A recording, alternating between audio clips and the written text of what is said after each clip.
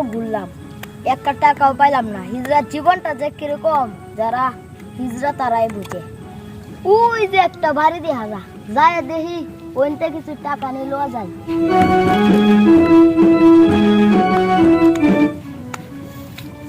মামা, এটা তো দেখছি গেটওয়ালা বাড়ি। এই বাড়িতে কেউ আছে নাকি? বাইরে তারা।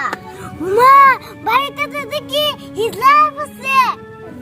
ভাইয়া ভাইয়া, বাড়িতে হিজড়া আছে।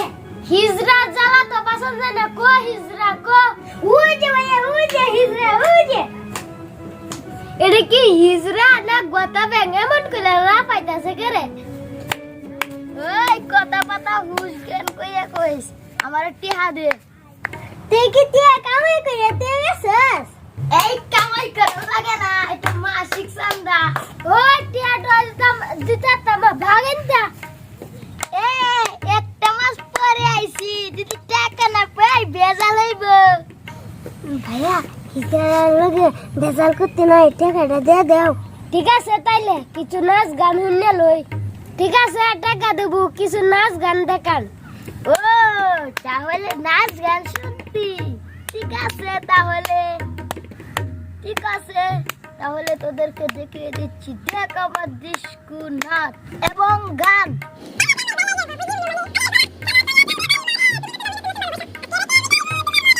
কালা জামাই ভালো লাগো বুঝি অনুমানে।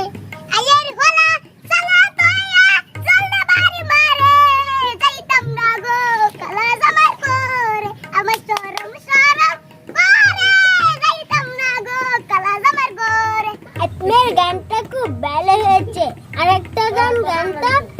আরেকটা গান পরে আগে টাকা দিয়া লই। টাকা টুকা দিতে পারতাম না। গান গাইলে গান, না গাইলে জানতো। বুঝছি, শুধু আঙ্গুলে ঘি উঠতো না, আঙ্গুলটা বেকাইতেই হবে। দাঁড়া, আমার হিজড়া গরু পুরা ফোন দিতাছি, মজা বুঝাইয়াম। 01 10 12 120 30 40 50। হ্যালো, আমার জরিনা মর্জিনা সকিনা বেবি, তোরা কই রে? হ্যালো, যতগুলো হিজড়া আছে সবাই রে নিয়ে আমার গুলো আই। আমি আছি সাধু ভাইয়ের বাড়িতে। সাধু ভাইয়ের ঘর লাল এবং সবুজ টিন।